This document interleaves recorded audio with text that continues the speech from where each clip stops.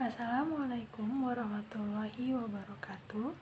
Perkenalkan, saya Ratna dari kelas BKA 2019 dengan NIM 19050096033. Di sini saya akan menjelaskan materi dari mata kuliah komunikasi antar pribadi dari materi pertama sampai materi yang keempat. Oke, langsung saja untuk materi yang pertama.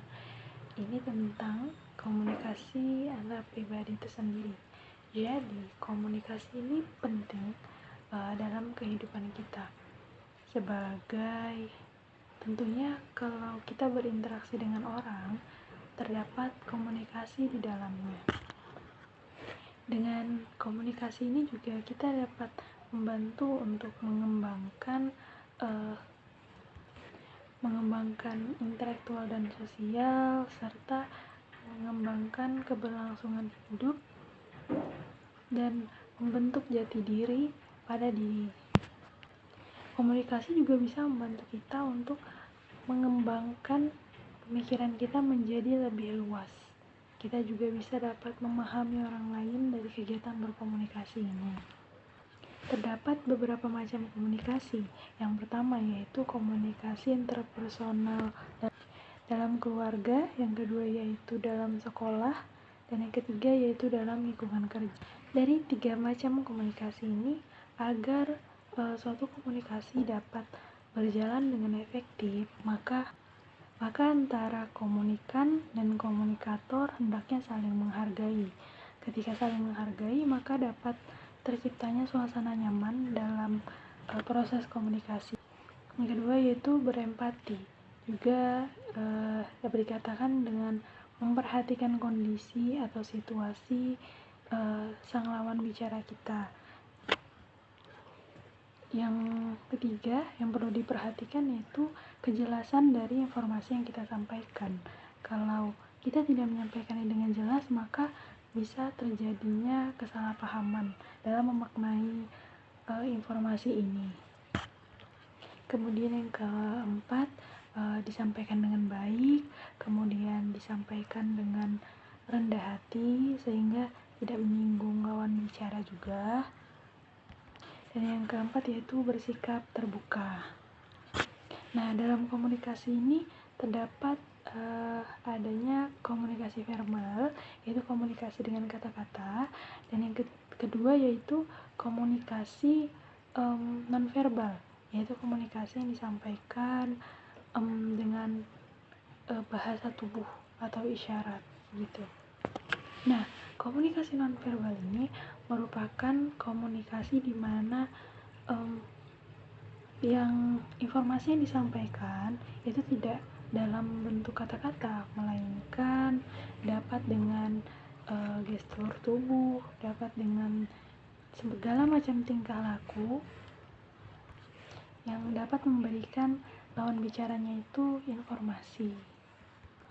Menurut Joseph A. DePito, terdapat 6 ciri komunikasi nonverbal, yaitu komunikasi nonverbal bersikap komunikatif, bersikap konstekstual, pesan nonverbal adalah sebuah paket, pesan nonverbal dapat dipercaya, dan pesan nonverbal ini dikendalikan oleh aturan. Jadi, kenapa sih komunikasi ini penting? Karena komunikasi nonverbal jenis ini juga dapat bisa dikatakan bersifat lebih jujur dari komunikasi verbal, karena kadang bahasa-bahasa yang ditunjukkan itu secara tidak sadar dan itu berada di alam bawah kesadaran manusia, sehingga biasanya komunikasi jenis ini lebih jujur begitu. Kemudian terdapat beberapa manfaat dari komunikasi jenis ini. Yang pertama yaitu komunikasi nonverbal ini dapat melengkapi komunikasi verbal. Yang kedua yaitu untuk menekankan komunikasi verbal. Ketika kita sedang tidak setuju, kita bisa melakukan gebrak meja atau beberapa hal yang menekankan bahwa itu adalah bahwa kita sangat tidak setuju. Selanjutnya, membesarkan komunikasi verbal. Ketika misalnya kita menunjukkan betapa besarnya sesuatu, kita bisa bahasa tubuh kita bisa menunjukkan bahwa apa yang kita sebut itu memang sangat besar begitu. Selanjutnya yaitu untuk melawan komunikasi verbal, atau ini biasanya yang membuat dia lebih jujur dari komunikasi verbal.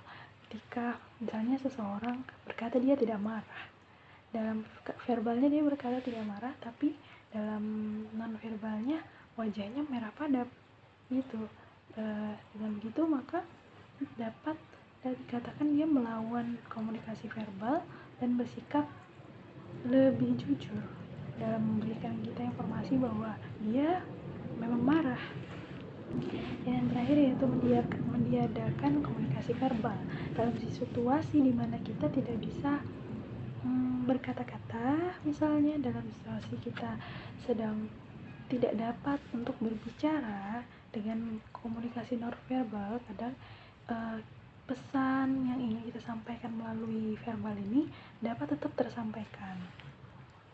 Karena komunikasi nonverbal ini sangat sering digunakan, oleh karena itu tentunya konseli dalam melakukan proses konseling tentu ada melakukan tindakan-tindakan atau komunikasi nonverbal yang entah disadari atau tidak disadari, sehingga kita sebagai konselor harus memiliki keterampilan untuk memahami komunikasi nonverbal ini, sehingga konselor juga dapat mendapatkan informasi yang lebih banyak dan dapat melihat kebenaran dari penyampaian informasi si konseling ini.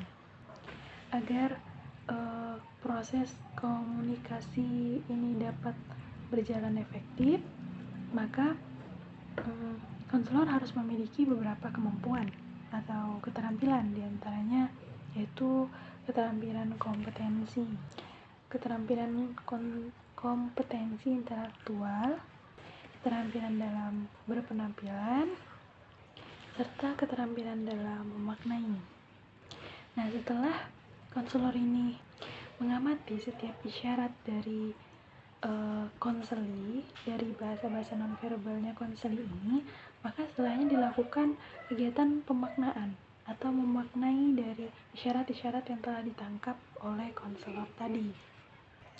Memaknai ini biasanya penting karena dapat membantu konselor untuk mendapatkan petunjuk-petunjuk yang lebih banyak lagi dan dapat menjadi bahan acuan untuk proses wawancara yang lebih lanjut. Setelah memaknai, terdapat lagi keterampilan untuk memahami. Sebagaimana yang dikutip oleh Richard Nelson,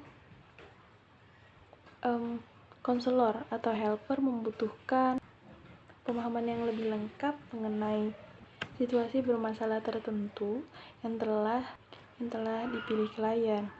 Karena seringnya klien atau konseli ini merasa berada di jalan buntu dalam menghadapi masalahnya tersebut. Oleh karena itu, ketika konselor dapat memahami, maka konselor juga dapat membantu konseli untuk menyelesaikan masalahnya.